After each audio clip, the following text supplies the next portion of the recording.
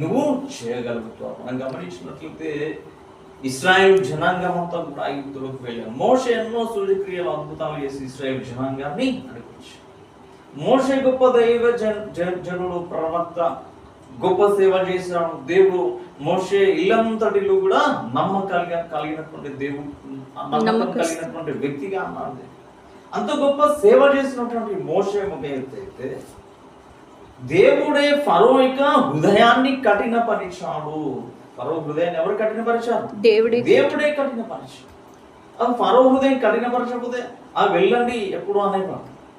అంత కష్టంగా ఉండవలసినటువంటి అవసరం లేదు, వెళ్ళండి మీ దేశానికి కదా వెళ్ళండి అనేవాడు. కానీ దేవుడు అతని హృదయాన్ని కఠినపరచడం వల్ల ఎన్నో సూచక క్రియలు చేస్తారు, ఎన్నో అద్భుతాలు చేస్తారు, ఎర్ర సముద్రంలో పాయలు చేస్తారు.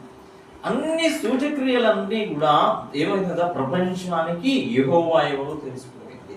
అప్పటి వరకు ప్రపంచానికి ఎవరికో తెలియదు. ఐగుప్తులో జరిగినటువంటి ఆ అద్భుతం, ఎర్ర సముద్రము పాయలు చేసినటువంటి ఒక అద్భుతం, మహా అద్భుతం ఉంది కదా.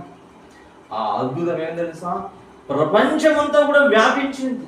ఆ ఒక్క అద్భుతమే, ఆ ఒక్క కార్యమే యెహోవాకు ఘనత వచ్చింది, యెహోవాకు మహిమ వచ్చింది. ప్రపంచమంతా కూడా యెహోవాని కొనియాడింది. ఇంత అద్భుతకరమైనటువంటి దేవుడు ఉన్నాడా అనే మెలకువ వచ్చింది ప్రపంచానికి. దేవుణ్ణి కనుగొన్నది అంటే ఒక వ్యక్తిని కఠినపరచడం వల్ల దేవుడి యొక్క అద్భుతమైనటువంటి కార్యం అక్కడ జరిగింది. ఫరో హృదయం కఠినపరచకపోతే అద్భుతం జరిగేది కాదు.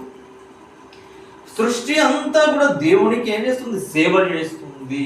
సృష్టి, ఆకాశం, సూర్యుడు, భూమి, వృక్షాలు, జంతువులు, పక్షులు, మనుషులు కూడా దేవునికి సేవ చేస్తున్నారు. ఫరో దేవునికి సేవ చేశారు, చనిపోయిన లాజరు దేవునికి సేవ చేశారు, రక్తస్రావం కలిగిన స్త్రీ దేవునికి సేవ చేసింది, పుట్టి గుడ్డివాడు సేవ చేశారు, పుట్టి కుంటేవాడు అంతా కూడా దేవునికి సేవ మహిమ కోసం ఇలాగ జరుగుతుంది. కాబట్టి మన దేవుని ఏమాత్రం కూడా మనకి ఏదైనా ఇబ్బంది వచ్చినప్పుడు దేవుని దూషించకూడదు. ఎందుకంటే దేవునికి సేవ చేసే ఒక భాగ్యం నీకు వచ్చిందని ఏమనుకోవాలి. ఒక వ్యాధి నీకు వచ్చింది, ఒక ఇబ్బంది నీకు వచ్చింది, ఒక సమస్య నీకు వచ్చిందంటే ఈ సమస్య వలన దేవుడు నన్ను స్వస్థపరిచి ఇతరులకు అనేకులను రక్షణలోకి నడిపించడానికి నాకు ఒక బాధ్యత ఇచ్చాడు.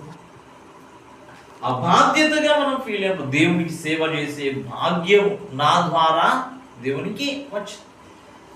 ఆ విధానంలో మనం వెళ్ళగలిగితే దేవుని నామానికి మహిమకరంగా మనం ఉండగలుగుతాం. అంటాడు కదా మనం ఇందాక చదువుకున్న వాక్యంలో యోహాను సువార్త 9